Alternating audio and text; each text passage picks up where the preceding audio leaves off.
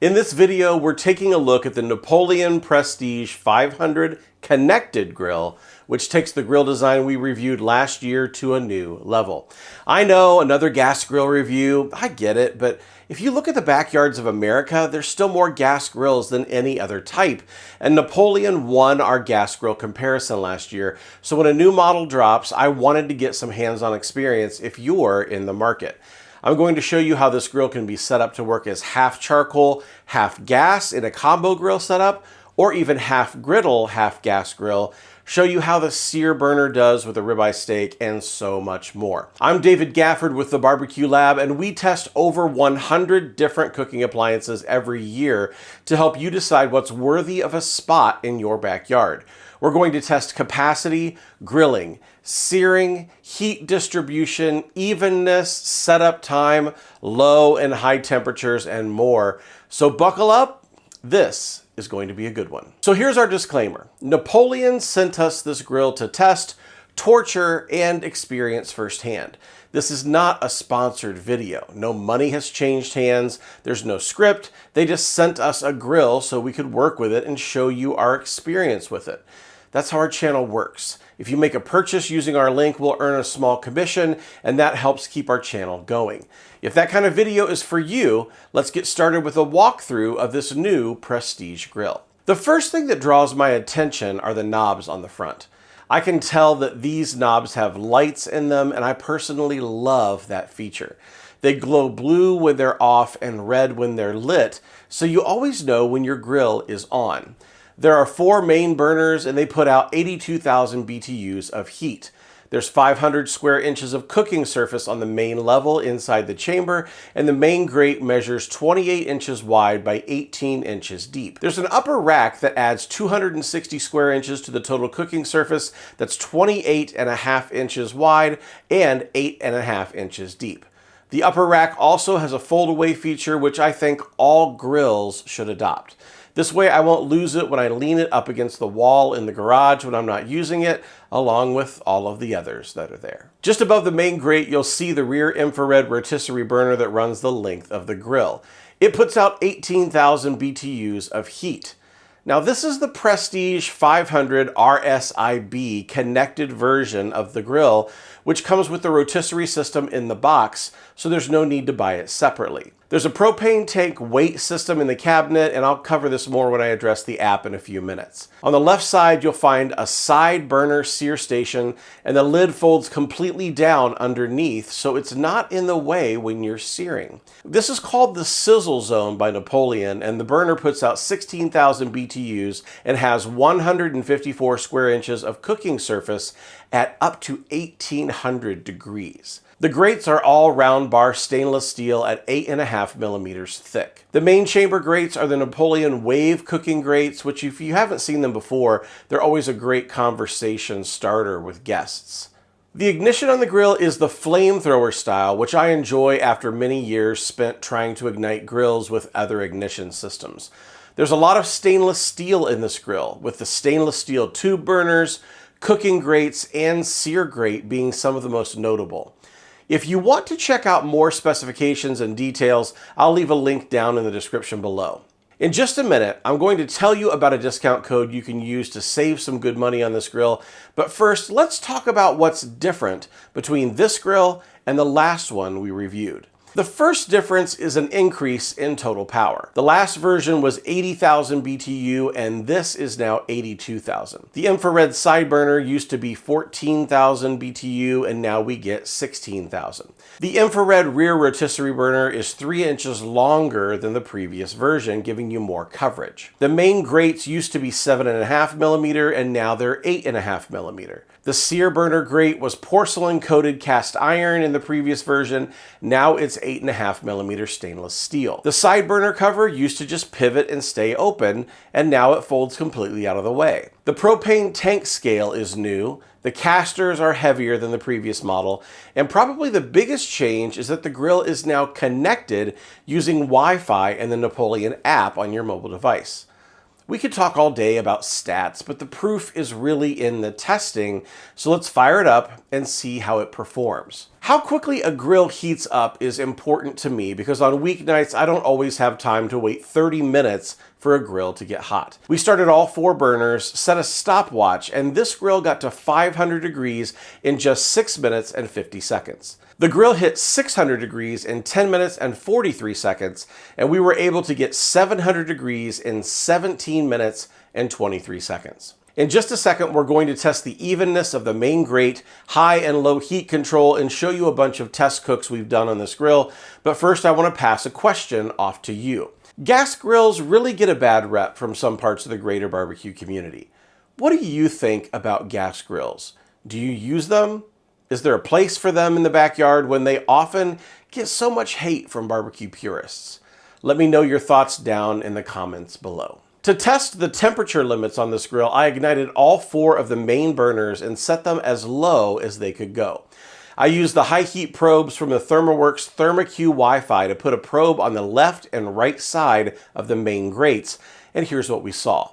Left to right saw a differential of about 20 degrees with temperatures averaging in the 330 degree range with all burners lit. After 10 minutes, I set all 4 of the main burners as high as they would go, and after another 10 minutes, we were seeing temperatures in about the 620 degree range with only a 5 to 6 degree difference from left to right. By the way, if you're getting value out of this video, hit that like button and subscribe if you want more videos like this one. High and low temperatures are good to know, but if you're like me, you want to know what the coverage is like when it comes to evenness at grate level. And yes, I know that there are a lot of manufacturers that hate the bread test. They say grills don't work like that and it's an invalid test. But that's usually what I hear from the manufacturers who don't do well, so we're gonna run it anyway. I picked up a loaf of white bread from the store, placed it on the main grate with the burner set to medium, and set a 5-minute timer. After 5 minutes, here's what our bread pattern looked like. I'm seeing that there's less heat towards the front of the grill. While the middle and back of the grates show grill marks, the bread in the front is very pale, which is good to know if you're trying to work with hot and cold zones during a session. To check the indirect cooking and sear capability of the new Prestige, I set the grill up with the left burners off and the right 2 burners set to medium. We pulled a pair of bone-in ribeye steaks out of the freezer, seasoned them with our Essential Equation SPG seasoning, added in the Napoleon meat probe so we could keep track of internal doneness, and put them on the left side of the grill.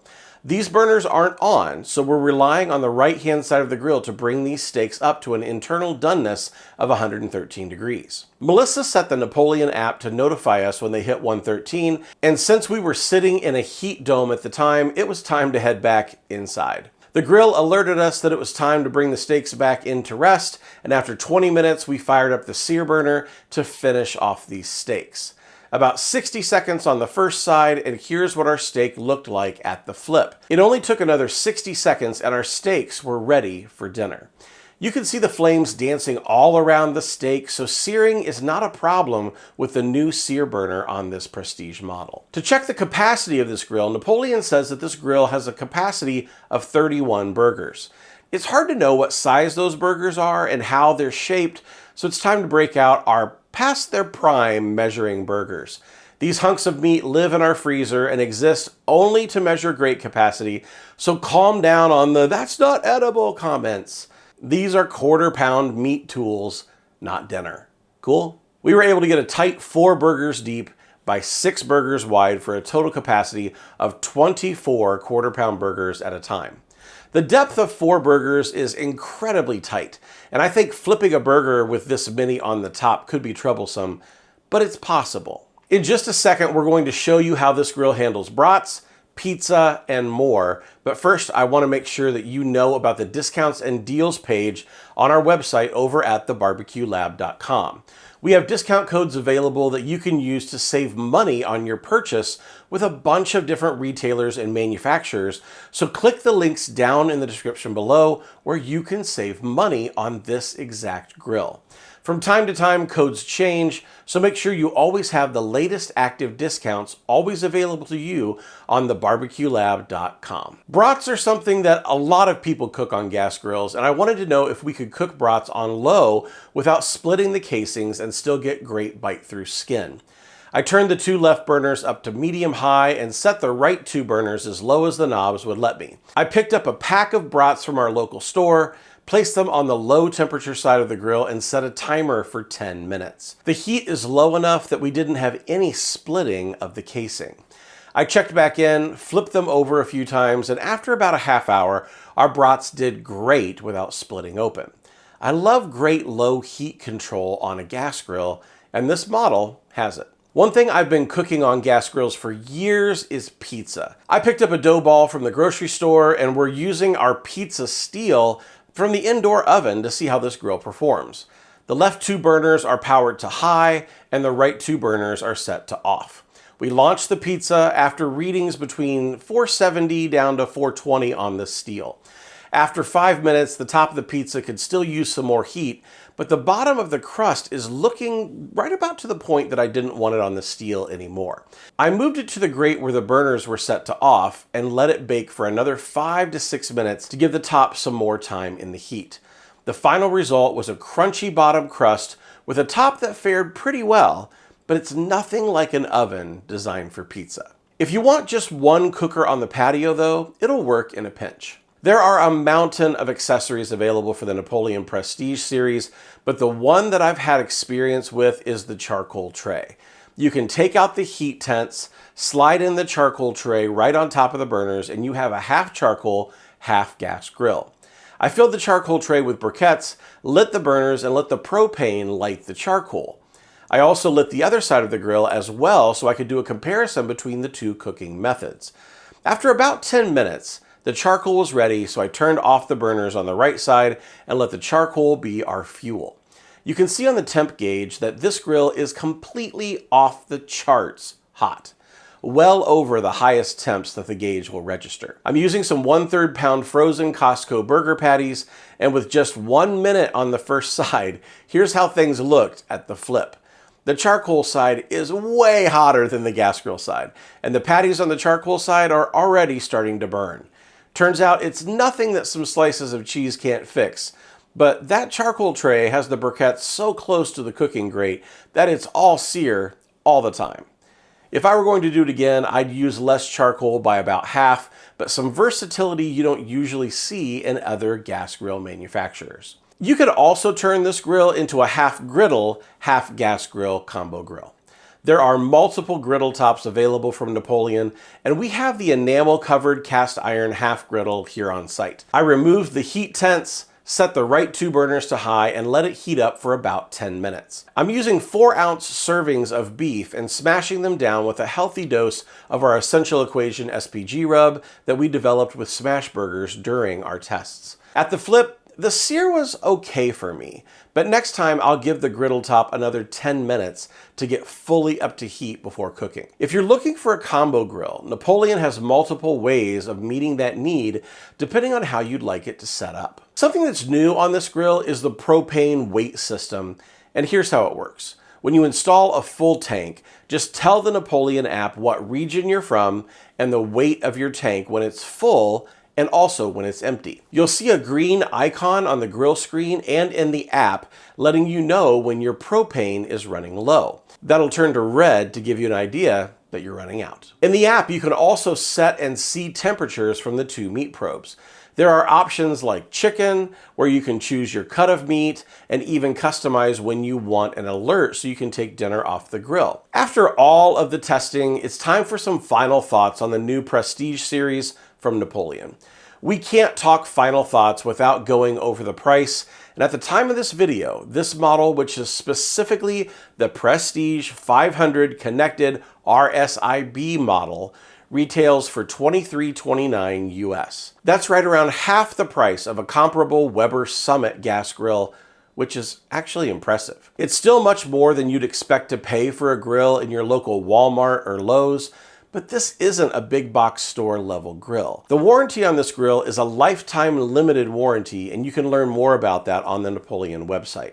As I was pulling together my final thoughts, the first thing that came to mind is the combo grill capabilities of the new Prestige series. It's a full gas grill out of the box, half charcoal or half griddle if you want it to be, and it's potentially the only grill you'd need on your back patio if gas, charcoal, and griddle is what you're looking for. What this grill isn't designed to do is low and slow smoking for meats like brisket, ribs, or pork butts. My personal opinion is that this makes a great weeknight grill for everyday use. I love the side infrared burner for getting a serious sear on steaks. The main cooking chamber is big enough to handle a large family and even entertain friends and family on the weekends. For me, this is a grill that's built like they used to be 25 years ago.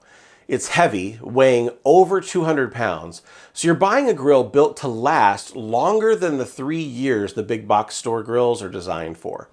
I would buy this grill for the construction quality over anything else. That's what makes Napoleon Grills special to me. It's a grill that will last over a decade with a warranty to back up the claim. But that's my opinion.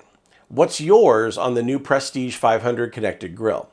What did I miss? What did I get wrong? What did you appreciate or dislike about this video? Let us know down in the comments below, and let's keep the conversation going. I'm David from the Barbecue Lab. Behind the camera is Melissa, and we want to say thanks for watching, and we can't wait to see you on the next one.